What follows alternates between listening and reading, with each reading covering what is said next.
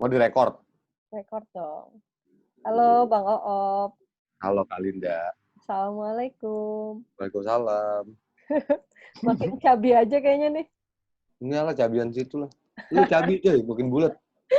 Iya, emang kita mah makanannya tahu bulat. Oh iya. Padahal gue sering makan donat tapi nggak bulat-bulat loh. Siapa Gue yang nanya? bodoh. Nyolot lu. Jangan serius-serius napa, lau serius Ya, dulu ya. sih. Gimana? Kita mau Apanya gimana? kita mau ngapain ya? Nggak tahu saya. Saya mau ikut aja. Ya enggak. Sebenarnya mau ngobrol santai aja sih Bang Oop. Iya Kak. Mau ngobrol santai aja di weekend kayak gini biar biar lebih berfaedah lah ya. Iya. Biar Soalnya hidup aja udah faedah ya. lahu itu. Enggak kan? Ada ini apa poster corona itu kan. Tetaplah hidup walau tidak berguna. Soalnya Gimana kalau tuh? ada di yang lockdown itu kan biasanya di gang-gang gitu kan.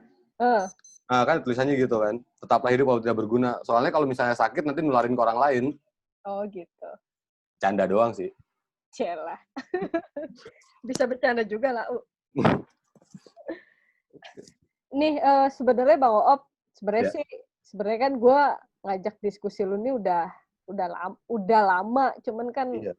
kayaknya waktunya sibuk banget nih. Baru bisa sekarang ya nggak? Gue Bang sibuk Oop kan ngapain ya? luar biasa gitu kesibukannya.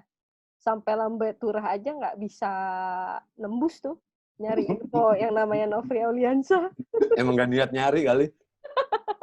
Itu lain hal ya. Ya, tapi intinya sih gue pengen ngajak Bang Oop buat ngobrolin soal Omnibus Law ya. Karena kan terakhir kita abis aksi sama-sama ya tanggal 16 kemarin. Nggak kita sih, karena gue nggak ikutan gitu ya. Gue cuma ngelihat dari daratan aja gitu. Dan luar biasa banget itu masa aksinya. Banyak banget gitu ya. Dan gue pribadi salut gitu ya sama teman-teman di tengah pandemik COVID-19 kayak gini. Masih mau memperjuangkan hak-haknya, masih mau turun ke jalan, masih mau menyuarakan gitu. Dan sedikit melegakan gitu ya hasilnya, karena rupanya di tanggal 16 kemarin itu DPR nggak jadi mensahkan Omnibus Law itu sendiri gitu ya. Meskipun sebenarnya nanti ada pembahasan lanjutan ya di tanggal 14 Agustus nanti. Yeah. Nah, ini agak random sih Bang Oop, tapi nanti... Nggak apa-apa hidup lo aja random. Sial. Gak usah ketawa. Tapi... Ya, gue udahan nih, gue lip nih. Iya, jangan dong. Ya, tapi ya kita ngalir aja sih diskusinya gitu, diskusi santai aja. Dan utamanya sih sebagai Bang Oop ini, oh iya sebelumnya gue pengen memperkenalkan Bang Oop, nama lengkapnya sih Nofri Auliansyah gitu ya. Tapi di tengah-tengahnya kalau teman-teman lihat itu ada Oof gitu ya. Nah itu nama panggilan sayang kita lah ke Bang Oop.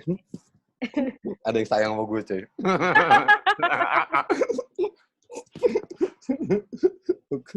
Oke. Alhamdulillah. Iya. Emang gini orangnya. Ya. Lalu di KSN ya Bang Oop ya? Iya. Ya di Konfederasi Serikat Nasional.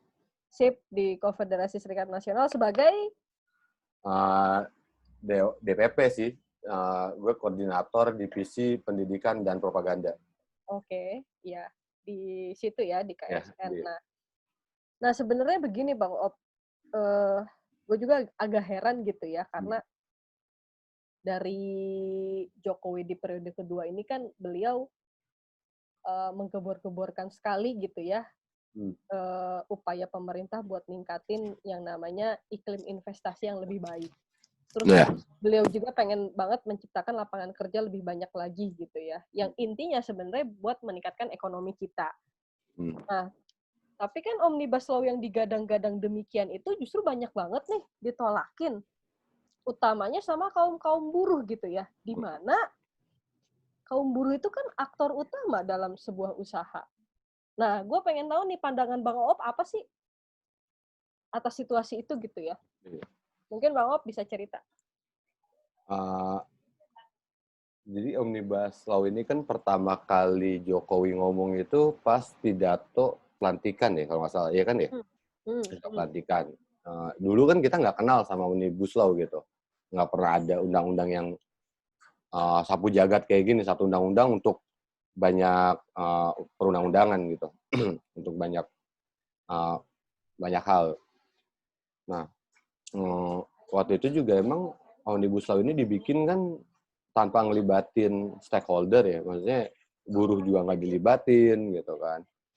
Terus dibikinnya juga sembunyi-sembunyi. Kita kan tahu-tahu udah diundang aja, katanya draftnya udah jadi. Malah kajian ilmiah aja kita nggak tahu gitu. Tiba-tiba waktu tahun 2019 itu kami pernah diundang ke Kemenaker. Ternyata di situ adalah sosialisasi. Dan ya kami nolak lah, maksudnya datang untuk sosialisasi doang, sedangkan kami nggak punya hak buat nyampein pendapat atau usulan atau apapun gitu. Jadi kami cuma dikasih buat ngedenger aja gitu. Nah, akhirnya ya kami keluar lah dari dari acara itu. Jadi kami mandang itu adalah upaya pemerintah untuk punya legitimasi dari buruh gitu. Makanya buruh itu diajak ke Kemenaker gitu, sama ke salah satu hotel di daerah Jakarta Selatan sih kalau nggak salah waktu itu ya. Dan dua-duanya kami keluar. Kami cuma bilang kalau kami nolak Omnibus Law gitu. Nah, kenapa kami nolak Omnibus Law? Jadi ketika kami pelajarin, Omnibus Law ini akan nambah menyengsarakan kelas buruh gitu. Ketika misalnya ini disahkan. Pertama, masalah fleksibilitas. Karena ini akan ada fleksibilitas kerja. Jadi kan sebenarnya semenjak di Undang-Undang 13 juga udah mulai ada fleksibilitas ya. Kayak kerja kontrak, outsource gitu. Nah, cuma di Undang-Undang 13 ini fleksibelnya kontrak itu paling lama 2 tahun. Setelah 2 tahun akan jadi pegawai tetap gitu. Jadi nggak boleh lebih dari 2 tahun. Walaupun sebenarnya di lapangan kita bisa lihat ada yang sampai jadi kontrak 10 tahun gitu, 15 tahun atau lebih dari 2 tahun lah ya. Terus outsource yang tadinya cuma boleh di beberapa jenis pekerjaan, di produksi itu nggak boleh, tapi di lapangan kadang di produksi aja ada outsource gitu. Jadi yang tadinya outsource itu cuma buat keamanan, pekerjaan-pekerjaan yang bukan produksi, pada kenyataannya untuk produksi gitu, untuk tenaga kerja produksi. Terus masalah upah juga, upah di Undang-Undang 13 akhirnya dinegasi lewat PP 78. Jadi pengupahannya itu berubah gitu, jadi ngikut Undang-Undang PP 78. Nah, dengan adanya Omnibus Law ini itu akan memperparah, termasuk sanksi administratif. Jadi tadinya ada sanksi-sanksi yang bisa dipidanakan terhadap pengusaha. Nah, di Omnibus Law ini sanksi yang pidana itu berubah jadi cuma sanksi administratif aja. Tuh, terus apalagi ya? Sebenarnya gini sih, kami kayak kemarin dibilang kan cuti haid hilang, terus pemerintah bilang katanya buruh ini kemakan hoax gitu-gitu. Ya, karena ini undang-undangnya juga tertutup gitu kan. Jadi takutnya kalau misalnya gue ngomong ini bakal dihapus, dibilangnya itu hoax tuh, kemakan hoax gitu sih sebenarnya. Tapi yang kekhawatirannya ya di situ sih. Yang itu udah pasti ya. Terus pesangon juga. Pesangon mungkin nggak dihilangin. Soalnya kan kemarin juga pemerintah bikin konter narasi, buruh ini kemakan isu kalau pesangon bakal dihilangkan. Ya pesangon emang nggak dihilangin, cuma ketentuannya aja beda. Dan lebih buruk daripada Undang 13 gitu, ketentuan uang pesangonnya. PMTK-nya lebih buruk daripada Undang-Undang 13. Sama kalau misalnya gini Kak, orang ini kerja jadi kontrak terus gitu. Itu kan nggak bakal ada pesangon, karena pesangon ini cuma buat pegawai tetap. Jadi wajar aja kalau kita bilang Omnibus Law ini akan membuat buruh keluar tanpa pesangon. Karena di situ aturan menjadi pegawai tetap itu jadi sangat kecil banget gitu orang buat jadi pegawai tetap gitu loh. Jadi ya kemungkinan ketika dia keluar ya udah nggak ada pesangon. Jadi ada sistem yang kita sebut nih easy hire, easy fire. Dia mudah ngerekrut orang dan mudah juga buat memecat orang gitu. Itu sih sebenarnya yang jadi penolakan gitu.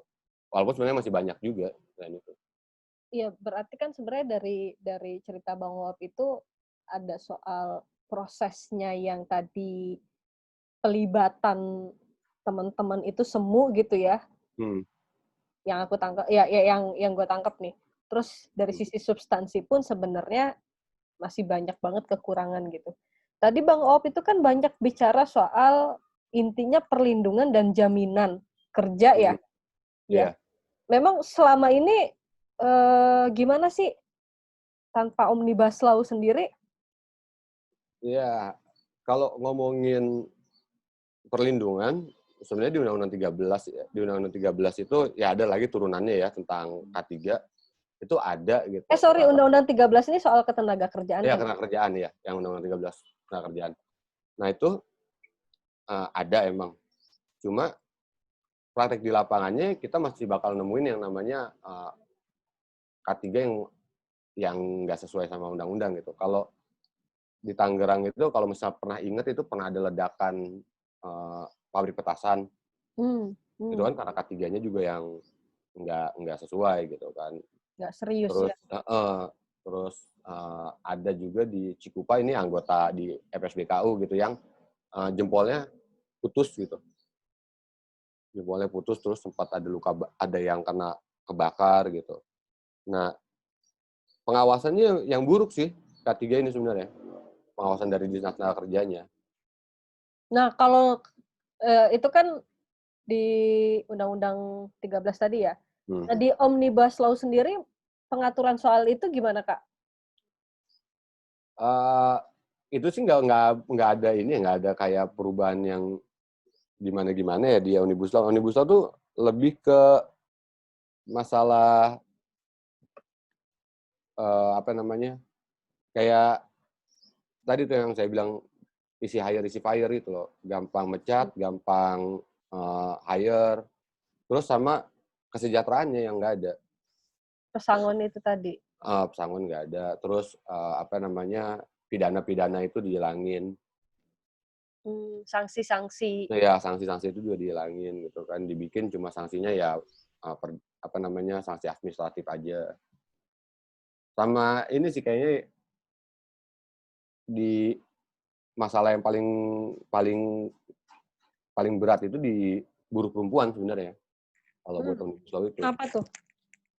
Ya ini cuti-cuti yang harusnya didapetin oleh teman-teman perempuan ketika kerja itu kemungkinan besar akan hilang. Di Omnibus Law ini?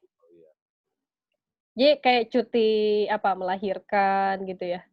Ya karena kita juga dapatnya yang sembunyi-sembunyi gitu kan, bukan yang resmi dari pemerintah. Jadi ya ngerinya gini sih, kita yang ngomong ini bakal dihilangin, mereka bikin counter narasinya kemakan hoax saja sih. Tapi kecurigaan ke situ ada. Soalnya emang nggak terbuka Omnibus Law ini, jadi tertutup. Jadi kita juga nggak tahu gitu apa yang emang ada di Omnibus Law. Oke.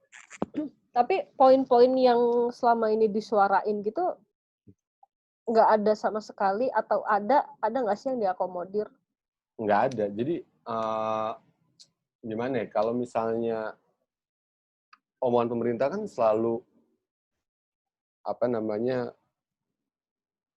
kayak kayak pesangon itu kan pernah diomongin juga kan, dibilang katanya pesangon itu mau ngeberatin investor, mau ngeberatin pengusaha. Nah itu kan dari omongan pemerintah ke situ berarti kita bisa nangkep dong arahnya kemana. Arahnya pasti buat ngurangin pesangon. Bahkan kalau bisa pesangonnya dihilangin gitu. Dari omongan-omongan itu. Dan fleksibel itu emang udah nyata gitu.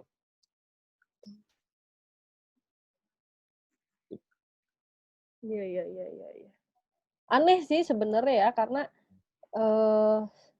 logikanya kan ketika mau mendatangkan investasi gitu, semestinya diiringi juga dengan sebuah perlindungan dan jaminan kerja yang lebih baik gitu ya. Nah, iya. Itu yang malah dikikis di Omnibus Law. Jadi, kayaknya logika pemerintah itu, kita narik investor sebanyak-banyaknya, dengan menumbalkan, tenaga kerja di Indonesia gitu. Jadi kan kayak pernah jadi kayak promosinya gini, "Udah investasinya di Indonesia, buruhnya murah, kesejahteraannya juga nggak usah dipikirin," gitu kan. Iya, kayak gitu sih. Kayak jadi ditumbalin gitu si buruhnya ini.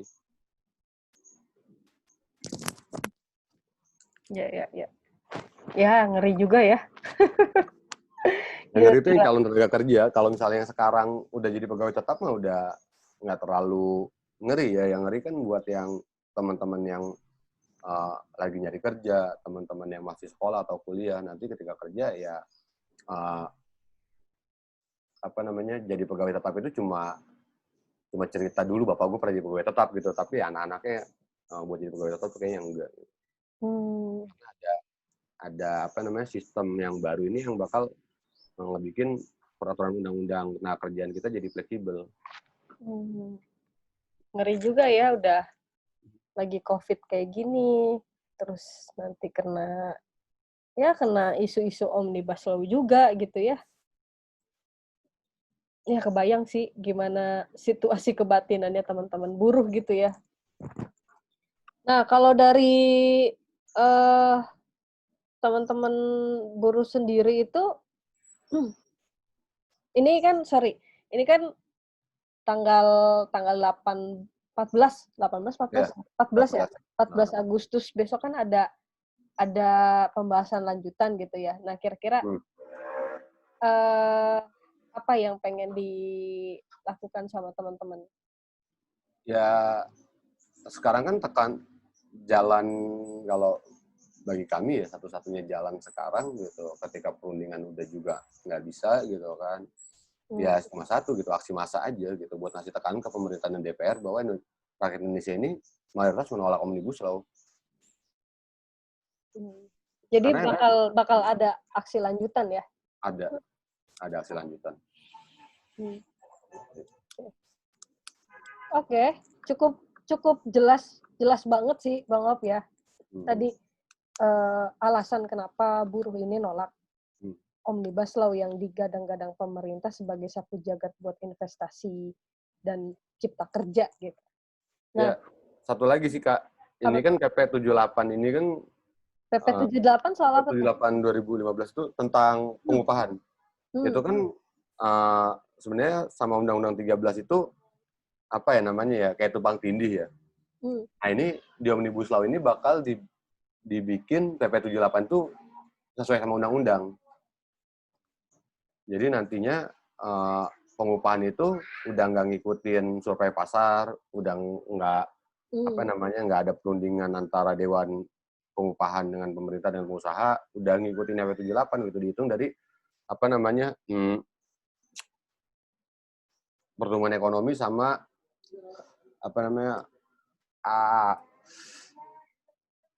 penurunan ekonomi itu lah pokoknya dia ngeliatnya dari situ deh dari pertumbuhan ekonominya. Dan intinya itu apa berarti? Artinya itu apa? Artinya ya kenaikan upah itu enggak sesuai sama dengan keadaan di lapangan, dengan kenaikan harga di pasar gitu. Kalau dulu kan survei pasar dulu gitu kan, survei pasar terus ada ada Dewan Pengupahan, Nah, kalau misalnya di PP 78 itu udah nggak ada, semuanya ngikutin yang udah diatur di skema itu gitu.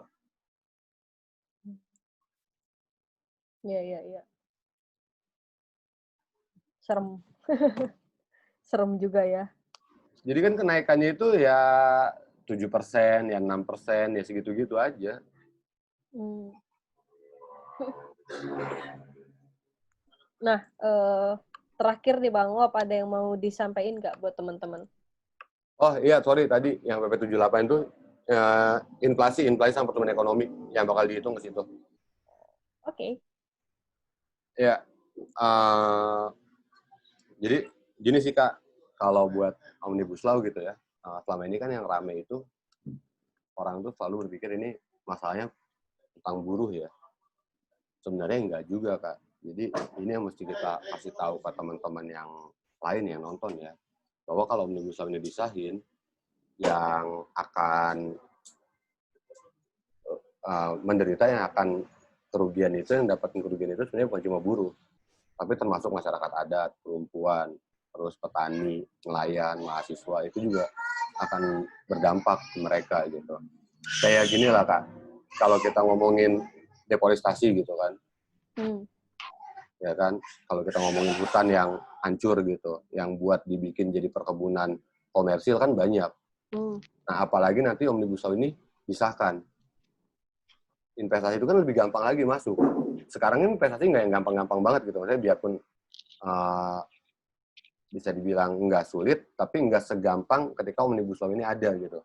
Jadi kemungkinan besar demi menarik investor datang, digade deh tuh.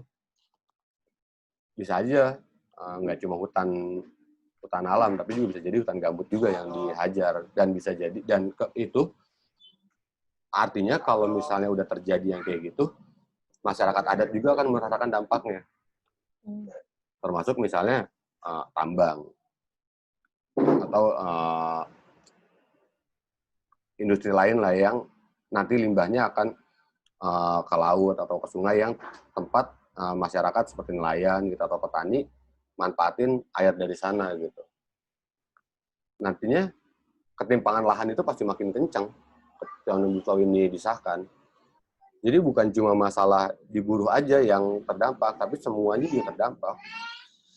Nah, makanya kenapa kemarin yang aksi itu bukan cuma buruh, tapi ada teman-teman mahasiswa, pelajar, petani, masyarakat adat. Ya karena semua sadar ketika Omnibus Law ini disahkan, semuanya akan terdampak dari situ. Makanya ya ajakan saya sih ke teman-teman, kita konsolidasi, kita satuin kekuatan untuk menegakkan Omnibus Law, karena ini dampaknya ketika ini disahkan bukan cuma buat buruh, tapi buat semua lapisan masyarakat. Jadi ego-ego sektoral kayak yang sebelah lah ya, yang Omnibus Law nggak apa-apa, tapi klaster tenaga kerjaan ditarik gitu, jangan dimasukkan Omnibus Law. Itu juga buat kami di KSN absurd tuh, aneh gitu. Kita sama rakyat Indonesia kok sektoral, apa sih namanya, sektoral banget gitu perjuangannya. Perjuangan kita ya udah bukan sektoral lagi, tapi kita mesti gabung semuanya, termasuk teman-teman di lingkungan, teman-teman di serikat tani, serikat mahasiswa, serikat pelajar gitu. Ini kita udah nggak bisa lagi buat maju sendiri-sendiri, karena sekarang pengusaha aja di Apindo sama teman-teman mereka lah ya, termasuk pengusaha-pengusaha yang ada di DPR udah bersatu buat mensahkan Omnibus Law. Nah, kita juga mesti bersatu, makin kuat konsolidasi, tambah nguatin masa kita gitu kan, sehingga pertarungannya juga makin jelas dan kita juga makin besar gitu penolakan Omnibus Law ini. Karena kalau kita sendiri-sendiri ya makin gampang juga buat dihancurin gitu. Itu sih. Jadi ya saya sih ngajak teman-teman yang lain gitu, yang sadar kalau Omnibus Law ini akan merugikan kita di masa depan, buat ayo gabung gitu, kita konsolidasi, kita jalan bareng-bareng, kita tolak sama-sama gitu. Itu Kak. Yep. Berarti nanti kalau ada teman-teman yang mau kontak Bang Op bisa ya? Boleh aja.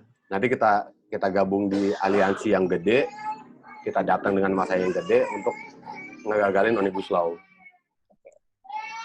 Siap. Itu udah ada suara yang teriak-teriak gitu Bang Op. Iya. Oke deh kalau gitu makasih banyak ya Bang Op ya. Iya sama-sama Kak. Ya jelas banget, clear banget gitu ya tadi apa yang disampaikan, yang memang kita harus bersatu gitu ya. Ini nggak bisa sendiri-sendiri, ini nggak bisa lagi mementingkan ego kepentingan masing-masing gitu ya. Karena biar bagaimanapun Omnibus Law ini kalau disahkan dampaknya multiplier gitu ya, dampaknya berganda. Oke. Kayaknya kita udahan dulu Bang Oop diskusi sore ini ya. Nanti kapan-kapan boleh kita diskusi lagi ya. Bisa. Oke, makasih Bang Oop. Ya, sama-sama Kak. Assalamualaikum. Waalaikumsalam. Sehat terus. Ya, Kalinda juga ya. Jaga kesehatan.